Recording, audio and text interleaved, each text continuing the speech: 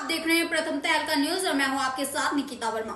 इस साल भारत की आजादी को 77 बरस पूरे हो गए हैं और देश में हर घर तिरंगा पहल की शुरुआत हो गई है। इसी कड़ी में हरियाणा के कृषि मंत्री कंवरपाल गुर्जर ने हरी झंडी दिखाकर मैराथन की शुरुआत की। इस दौरान एक पेड़ मां के नाम कार्यक्रम के तहत बच्चों को पेड़ लगाने के लिए कृषि मंत्री ने जागरूक किया। वहीं मैराथन में भारी संख्या में स्कूली छात्राओं ने हिस्सा लिया। इस दौरान कृषि मंत्री कंवरपाल गुर्जर ने कहा कि पूरे देश में इस तरह के कार्यक्रम का आयोजन किया जा रहा है। इससे लोगों में देशभक्ति का भाव बढ़ेगा और स्वतंत्रता सेनानियों को याद करने का अवसर है। प्रधानमंत्री मोदी ने लक्ष्य रखा हुआ है कि 2047 तक देश को विकसित राष्ट्रीय बनाना है, जिसे लेकर काम किया जाएगा। वहीं एक पेड़ मां के नाम कार्यक्रम के तहत बच्चों को 8वीं कक्षा उत्तीर्ण करने पर एक पेड़ दिया जाएगा और जब वह 12वीं में हो जाएंगे तो उस पेड़ की स्थिति को देखते हुए बच्चों को 5 में से नंबर दिए जाएंगे। देखिए, पूरे प्रदेश में जिस प्रकार से तिरंगा यात्रा का आयोजन किया जा रहा है, और मैं समझता हूँ पूरे प्रदेश में नहीं, पूरे देश में किया जा रहा है, जिससे लोगों में देशभक्ति का भाव और बढ़ेगा। और जिस प्रकार से हमारे स्वतंत्रता सेनानी ने देश के लिए जो त्याग किया, बलिदान किया, उनको याद करने का भी अवसर है। उनको बच्चे याद भी करेंगे, बड़े भी याद करेंगे। और जो उनके मन में उस समय सोच थी कि आज़ादी के बाद भारत कैसा होगा, तो उस प्रकार की एक कल्पना भी होगी।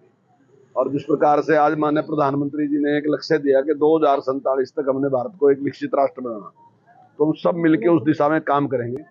और ये एक मंत्र भी है कि सभी एक जैसा सोचें और एक दिशा में चलें। तो मैं समझता हूँ ये उसी प्रकार का एक भाव है और उसके लिए काम कर रहे हैं।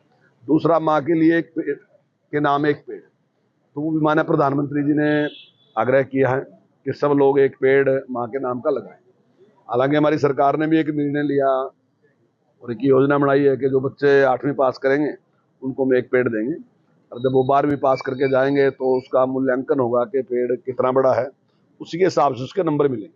अगर उसकी ग्रोथ ठीक है तो फिर 5 नंबर बच्चे को उसके मिलेंगे।